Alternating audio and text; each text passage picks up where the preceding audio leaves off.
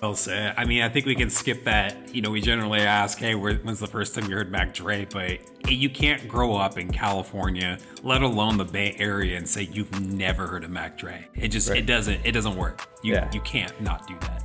Yeah, I can't even remember the first time, but it was probably at a high school party, like a kickback or something like that. And whoever the person was with the aux or the burned CD that was playing it. Yeah, burnt CD. It was probably a burnt CD back then. Burnt CD. And they're usually the ones that were getting super hype about it, and then everyone would catch on to the energy, and yeah, it was always a good time when Mac Dre was playing. That's what's up. I mean, like I said, we've all heard of him, but I'm also, for the same reason that you mentioned, I'm also looking forward to this because he's an artist that you hear, that you grow up with, and everybody knows and references.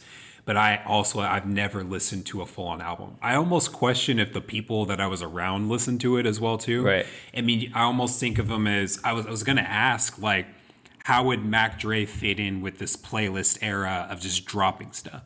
And when I look at his catalog, or when I think of the tracks that we grew up listening to, I almost want to say he would fit in well, if not that whole hyphy He almost movement birthed starting it, or exactly. He created that lane before it was a thing. It was he birthed the let me burn a CD with all the dopest Mac Dre songs from his 20-year career. And that was my point right there. Is like, I remember in high school asking, Matt Emery asking just friends and everything of, hey, can you burn me a couple tracks, just whatever hypey stuff you got. And, Mac Dre was probably always on one of those, but it definitely was like the 2000s, 2005 through whatever. That was a playlist era for sure with this movement.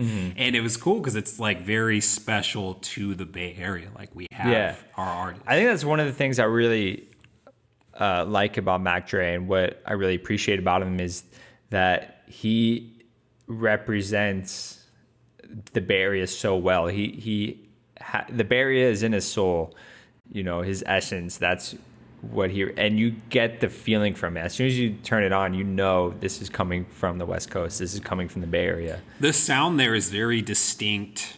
I mean, I was listening to a couple different albums, and I really like that. I mean, if you were to make a Mount Rushmore of Bay Area songs, I almost feel like, for me, like, I got Five on It as number one, and then, but there's just like a sound that comes with it, and I feel like a lot of his music has that type of sound. Yeah. And you don't hear it a whole lot anywhere else. And So what was your hyphy phase like? Were you getting dumb, getting stupid? dude, I didn't ghost come riding. I didn't come to. I have ghost ride before with my buddy Bob. We definitely have done that. But I didn't go to school in the backpacks. I remember seeing that a lot. And dude, when you go to the school of dances, you're fucking getting dumb as shit. Yeah. And Oh good man, times. what's funny is, even though I grew up in LA, we still were influenced by the hyphy movement. We still felt it down there.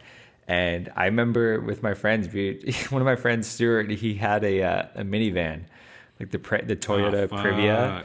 And we would take that to the park, like near where we lived, and we would ghost ride the whip there, and bump Mr. Fab and Mac Dre and all that.